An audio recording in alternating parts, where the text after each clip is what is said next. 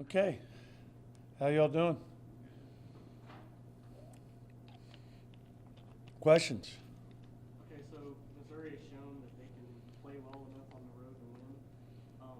What are your concerns about them going into tomorrow night? Yeah, they're a very good team. I mean, Roberson has been a great addition for them. He and their two senior guards, Barnett, are, averaging 16, 15 a game respectively on the season and in conference. Really shoot the ball well from three. One's at 47, one's at 43. Those guys are dangerous.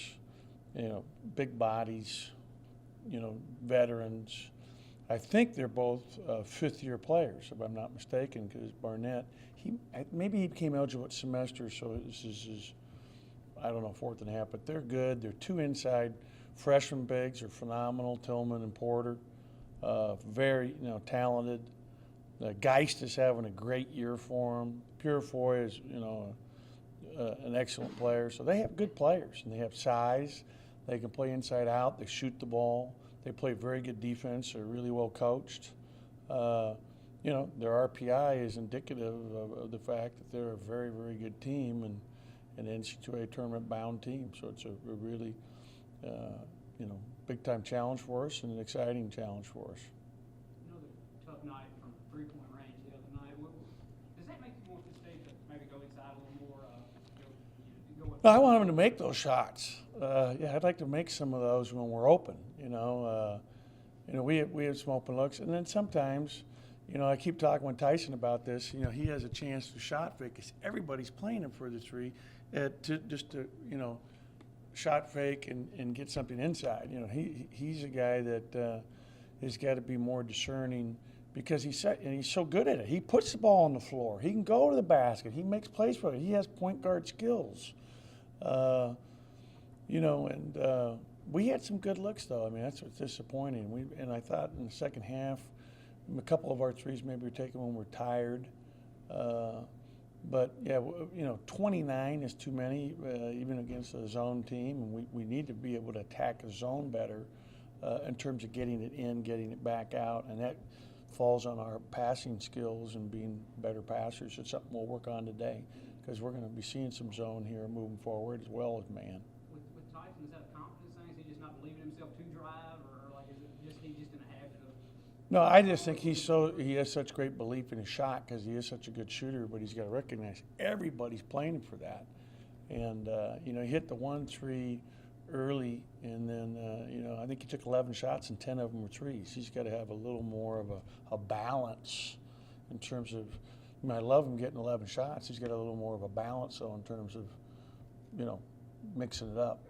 When those threes aren't falling, how fine of a line of it is as a coach to, not discourage them, from shooting the three, but also wanting to work the ball inside? No, it's all about taking good shots. If it's a wide open three-point shot, I want to take that every time. Every time. I really do. It's just, when you have time, time to get it off, it's a great shot. So, the most important thing on offense is shot selection. That's number one. And, that's something that we've got to continue to grow and understand. And it means being patient. It means, getting down sometimes late to a shot clock or early in the shot clock. It's just shot selection, shot selection. We got to the foul line one time in the second half, so obviously we're not getting it inside enough. We didn't shot fake enough. Abdul had a couple opportunities where he didn't recognize there was someone behind him. He got two shots blocked from behind by guards, where if he just stops, we were a little, I thought, hurried. Eric gets 3 dunks to start the game in the first 5 minutes and then really doesn't get a lot around the basket after that. We got to continue to get him looks around the basket. I thought we played really well in that game for the first 30 minutes, and then the last 8 or 9 minutes, boom, as soon as it slipped away, it kept going that way. We're at 52-49. We have the lead with, I forget what it was left. It was like 10 minutes, 9 minutes, 11 minutes, somewhere right in there. Before the season, Stapleton, a couple of national writers labeled him as like the X factor for this team, and I thought that was correct. Oh, is that a pun? The X factor? Okay. I think it was just more of a compliment to his game, but it could have been a bit of a pun. I wasn't clever enough to think of it that way, though. That said, What's preventing him from reaching that potential so far? You know what? I mean, I think that he obviously got off to a rocky start in our first game where all of a sudden was, oh no, here we go again. I hurt my knee for a third time. And I think that even though he was only out 18, it set him back for literally like a while before he got the comfort level to come back. And, you know, he's playing, I thought he played really well for us in the first half at Kentucky the other day. And, you know, I don't, you know, who wrote that or what, that isn't, you know, that's neither here nor there. But he is very important, and we need Zay here down the stretch here. And he's playing good minutes. You know, he gets in foul trouble sometimes. And the other night, that was the case at Kentucky because he's playing, you know, at the 4 for us because that's where we need him. And, you know, so he's giving up sometimes some weight in there because, you know, he's 210, 212 pounds. He's playing against guys who are, you know, 230 and 240. You talked yesterday on the teleconference about starting Lamar and how impressed you were with the way that he played early in that ball game. Do you expect to stick with that moving forward? Yeah, I mean, he had a very good practice yesterday. He actually tweaked his foot right in the middle of practice, and you know, anytime someone gets hurt when you've got 10 guys, your heart drops. So, you know, I was obviously concerned, but he was able to come back later in the practice, get back out there. He shot this morning. He's down there getting ready to shoot again. So that's, you know, real good news for us, you know, moving forward. But I thought, like the beginning of practice yesterday, I mean, he played exceptionally well before he tweaked his foot, and I was really excited about how he was running the team and, you know, playing a really good point guard position mentality offensively for us.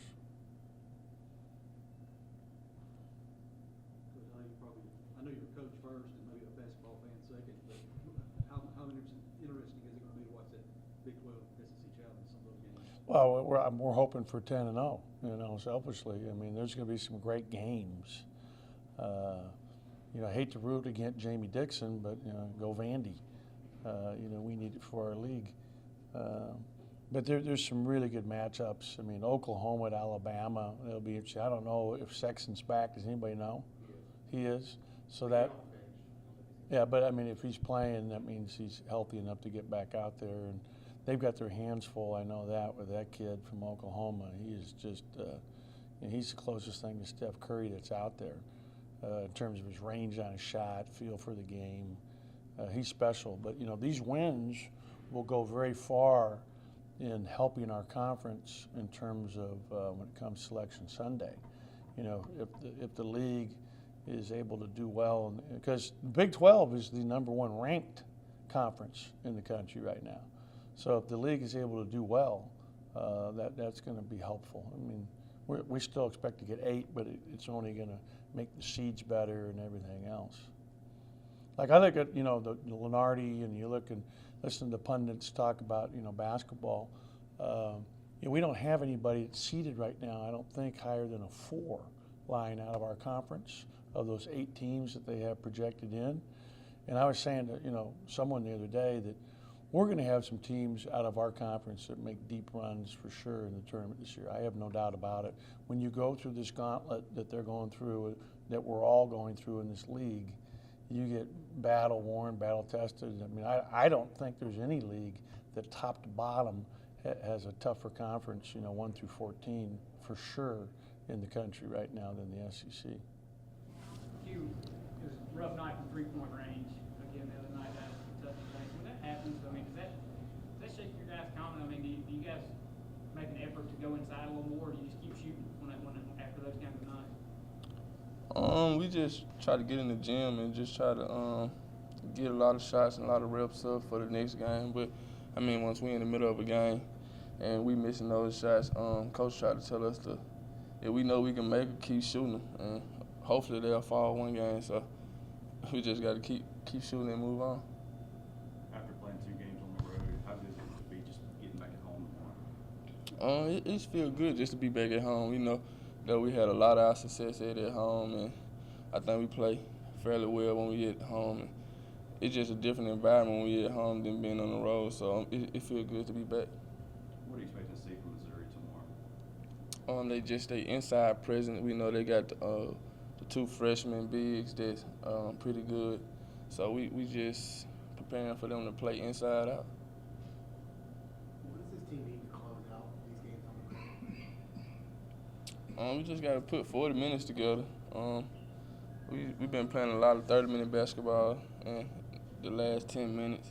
I think the team, we just kind of ghost a little bit, and then we can put 40 minutes together. I think we can close out some of those games. Do you feel like you were closer to that at Kentucky? You know, last few games it's been played good one half, play bad the next half, or vice versa. But it seemed like at Kentucky y'all played pretty much the whole game pretty well. Yeah, we played a lot better the second half than we did some of the recent games. We just got to come together down the stretch, and when they went zone, we got to try to get the ball in the inside like we was doing the first half, and we just took a lot of threes late in the second half of that game that let them pull the lead out a little bit more.